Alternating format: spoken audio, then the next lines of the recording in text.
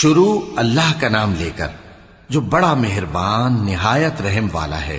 کاف ہا یا عین صاد، یہ تمہارے پروردگار کی مہربانی کا بیان ہے جو اس نے اپنے بندے زکریا پر کی تھی جب انہوں نے اپنے پروردگار کو دبی آواز سے پکارا اور کہا کہ اے میرے پروردگار، میری ہڈیاں بڑھاپے کے سبب کمزور ہو گئی ہیں اور سر سفید بالوں کی وجہ سے چمکنے لگا ہے، اور اے میرے پروردگار، میں تجھ سے مانگ کر کبھی محروم نہیں رہا، اور میں اپنے بعد اپنے بھائی بندوں سے ڈرتا ہوں، اور میری بیوی بانجھ ہے، پھر بھی مجھے اپنے پاس سے ایک وارث عطا فرما جو میری اور اولاد یعقوب کی میراث کا مالک ہو، اور اے میرے پروردگار اس کو خوش اخلاق بنائیو۔ فرمایا اے زکریا، ہم تم کو ایک لڑکے کی بشارت دیتے ہیں جس کا نام یحییٰ ہوگا، اس سے پہلے ہم نے اس نام کا کوئی شخص پیدا نہیں کیا۔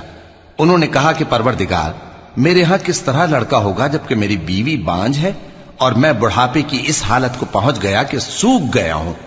حکم ہوا کہ اسی طرح ہوگا۔ تمہارے پروردگار نے فرمایا ہے کہ مجھے یہ آسان ہے، اور میں پہلے تم کو بھی تو پیدا کر چکا ہوں اور تم کچھ چیز نہ تھے۔ کہا کہ پروردگار میرے لیے کوئی نشانی مقرر فرما۔ فرمایا نشانی یہ ہے کہ تم صحیح و سالم ہوتے ہوئے 3 رات دن لوگوں سے بات نہ کر سکو گے۔ پھر وہ عبادت کے حجرے سے نکل کر اپنی قوم کے پاس آئے تو ان سے اشارے سے کہا کہ صبح و شام تسبیح کرتے رہو۔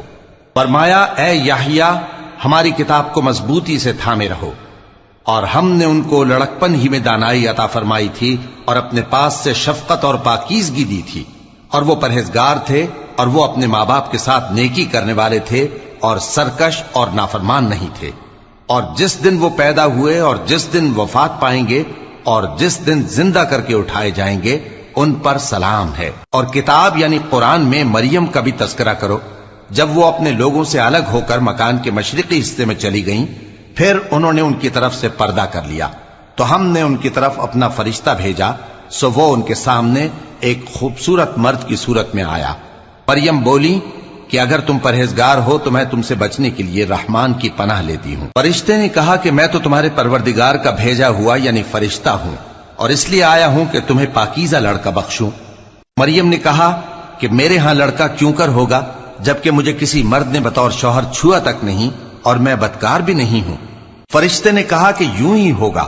تمہارے پروردگار نے فرمایا کہ یہ مجھے آسان ہے اور میں اسے اسی طریق پر پیدا کروں گا تاکہ اس کو ہم لوگوں کے لیے اپنی طرف سے نشانی اور ذریعہ رحمت بنائیں، اور یہ کام مقرر ہو چکا ہے۔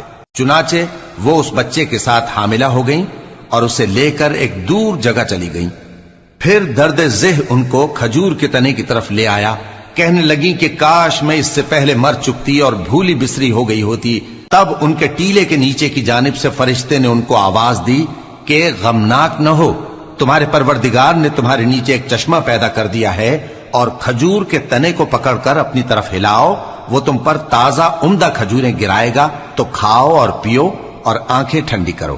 اگر تم کسی آدمی کو دیکھو تو کہنا کہ میں نے اللہ کے لیے روزے کی منت مانی، تو آج میں کسی آدمی سے ہرگز کلام نہیں کروں گی۔ پھر وہ اس بچے کو اٹھا کر اپنی برادری والوں کے پاس لے آئیں۔ وہ کہنے لگے کہ مریم یہ تو نے برا کام کیا۔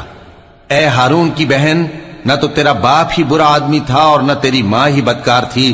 تو مریم نے اس بچے کی طرف اشارہ کیا۔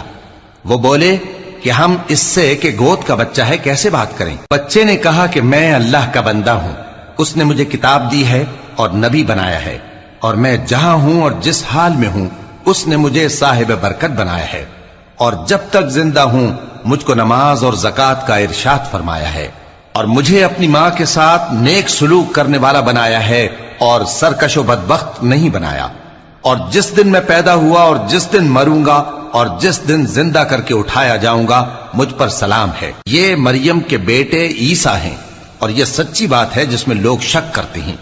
اللہ کو شایع نہیں کہ کسی کو بیٹا بنائے، وہ پاک ہے، جب کسی چیز کا ارادہ کرتا ہے تو اس کو یہی کہتا ہے کہ ہو جا تو وہ ہو جاتی ہے، اور بے شک اللہ ہی میرا اور تمہارا پروردگار ہے، تو اسی کی عبادت کرو، یہی سیدھا رستہ ہے۔ پھر اہل کتاب کے فرقوں نے باہم اختلاف کیا، سو جو لوگ کافر ہوئے ہیں ان کو بڑے دن یعنی قیامت کے روز حاضر ہونے سے خرابی ہے۔ وہ جس دن ہمارے سامنے آئیں گے کیسے سننے والے اور کیسے دیکھنے والے ہوں گے، مگر ظالم آج کھلی گمراہی میں ہیں، اور ان کو حسرت و افسوس کے دن سے ڈرا دو جب بات فیصل کر دی جائے گی اور وہ غفلت میں پڑے ہوئے ہیں اور ایمان نہیں لاتے۔ ہم ہی زمین کے اور جو لوگ اس پر بستے ہیں ان کے وارث ہوں گے، اور ہماری ہی طرف ان کو لوٹنا ہوگا۔ اور کتاب میں ابراہیم کا ذکر کرو، بے شک وہ نہایت سچے تھے، پیغمبر تھے۔ جب انہوں نے اپنے باپ سے کہا کہ ابا، آپ ایسی چیزوں کو کیوں پوچھتے ہیں جو نہ سنیں اور نہ دیکھیں اور نہ آپ کے کچھ کام آ سکیں؟ ابا، مجھے ایسا علم ملا ہے جو آپ کو نہیں ملا، تو میرے ساتھ ہو جائیے، میں آپ کو سیدھی راہ پر لے چلوں گا۔ ابا، شیطان کی پوجا نہ کیجیے، بے شک شیطان اللہ کا نافرمان ہے۔ ابا، مجھے ڈر لگتا ہے کہ آپ کو اللہ کا عذاب آ پکڑے تو آپ شیطان کے ساتھی ہو جائیں۔ اس نے کہا کہ ابراہیم، کیا تو میرے معبودوں کے خلاف ہے؟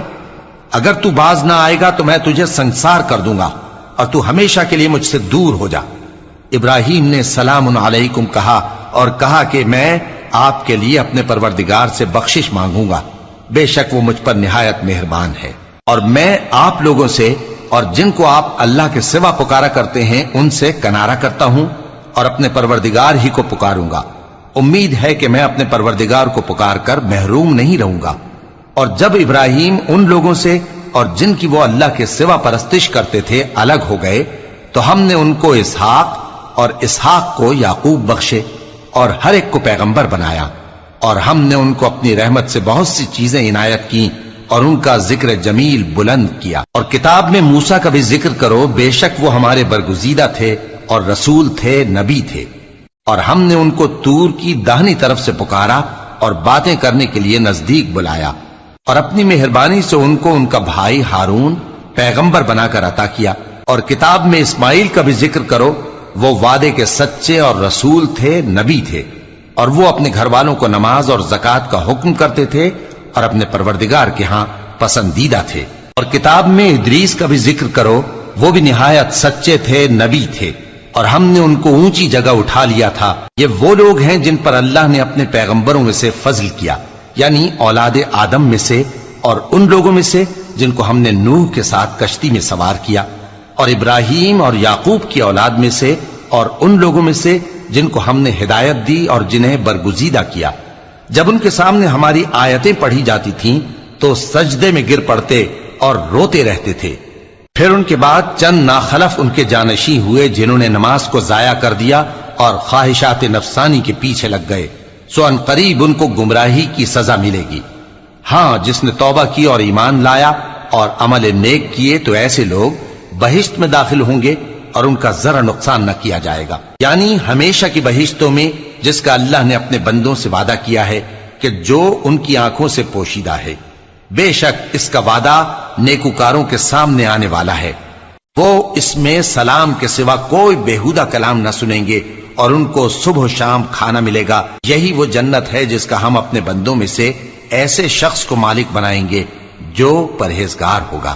اور فرشتوں نے پیغمبر کو جواب دیا کہ ہم تمہارے پروردگار کے حکم کے سوا اتر نہیں سکتے، جو کچھ ہمارے آگے ہے اور جو پیچھے ہے اور جو اس کے درمیان ہے سب اسی کا ہے، اور تمہارا پروردگار بھولنے والا نہیں، یعنی آسمان اور زمین کا اور جو ان دونوں کے درمیان ہے سب کا پروردگار، تو اسی کی عبادت کرو اور اس کی عبادت پر ثابت قدم رہو۔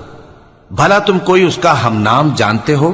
اور کافر انسان کہتا ہے کہ جب میں مر جاؤں گا تو کیا زندہ کر کے نکالا جاؤں گا؟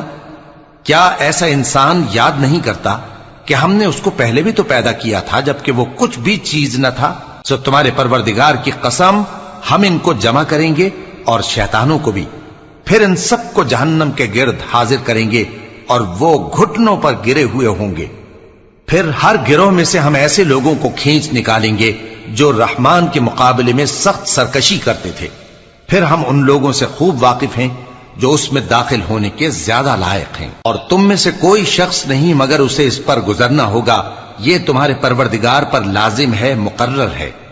پھر ہم پرہیزگاروں کو نجات دیں گے اور ظالموں کو اس میں گھٹنوں کے بل پڑا ہوا چھوڑ دیں گے۔ اور جب ان لوگوں کے سامنے ہماری آیتیں پڑھی جاتی ہیں تو جو کافر ہیں وہ مومنوں سے کہتے ہیں کہ دونوں فریق میں سے مکان کس کے اچھے اور مجلسیں کس کی بہتر ہیں، اور ہم نے ان سے پہلے بہت سی امتیں ہلاک کر دیں وہ لوگ ان سے ٹھاٹ باٹ اور نمود و نمائش میں کہیں اچھے تھے۔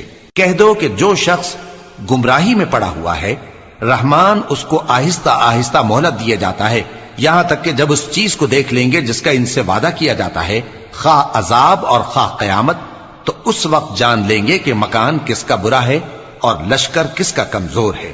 اور جو لوگ ہدایت یاب ہیں، اللہ ان کو زیادہ ہدایت دیتا ہے، اور نیکیاں جو باقی رہنے والی ہیں وہ تمہارے پروردگار کے ہاں صلے کے لحاظ سے خوب اور انجام کے اعتبار سے بہتر ہیں۔ بھلا تم نے اس شخص کو دیکھا جس نے ہماری آیتوں سے کفر کیا اور کہنے لگا کہ اگر میں اثر نو زندہ ہوا بھی تو یہی مال اور اولاد مجھے وہاں ملے گا؟ کیا اس نے غیب کی خبر پالی ہے یا اللہ کے یہاں سے عہد لے لیا ہے؟ ہرگز نہیں۔ یہ جو کچھ کہتا ہے ہم اس کو لکھتے جاتے اور اس کے لیے آہستہ آہستہ عذاب بڑھاتے جاتے ہیں، اور جو چیزیں یہ بتاتا ہے ان کے ہم وارث ہوں گے، اور یہ اکیلا ہمارے سامنے آئے گا، اور ان لوگوں نے اللہ کے سوا اور معبود بنا لیے ہیں تاکہ وہ ان کے لیے موجب عزت ہوں۔ ہرگز نہیں، وہ معبود ان کی پرستش سے انکار کریں گے اور ان کے دشمن و مخالف ہوں گے۔ کیا تم نے نہیں دیکھا کہ ہم نے شیطانوں کو کافروں پر چھوڑ رکھا ہے کہ وہ ان کو خوب اکساتے رہتی ہیں؟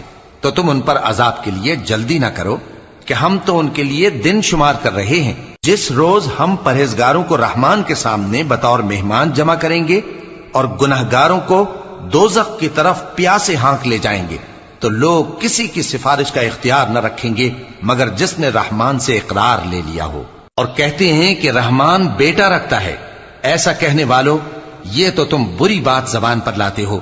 قریب ہے کہ اس جھوٹ سے آسمان پھٹ پڑے اور زمین شق ہو جائے اور پہاڑ پارا پارا ہو کر گر پڑیں کہ انہوں نے رحمان کے لیے بیٹا تجویز کیا، اور رحمان کو شایع نہیں کہ کسی کو بیٹا بنائے۔ ہر شخص جو آسمانوں اور زمین میں ہے رحمان کے روبرو بطور بندہ ہی آئے گا۔ اس نے ان سب کو اپنے علم سے گھیر رکھا اور ایک ایک کو شمار کر رکھا ہے، اور یہ سب قیامت کے دن اس کے سامنے اکیلے اکیلے حاضر ہوں گے۔ اور جو لوگ ایمان لائے اور عمل نیک کیے، رحمان ان کی محبت مخلوقات کے دل میں پیدا کر دے گا۔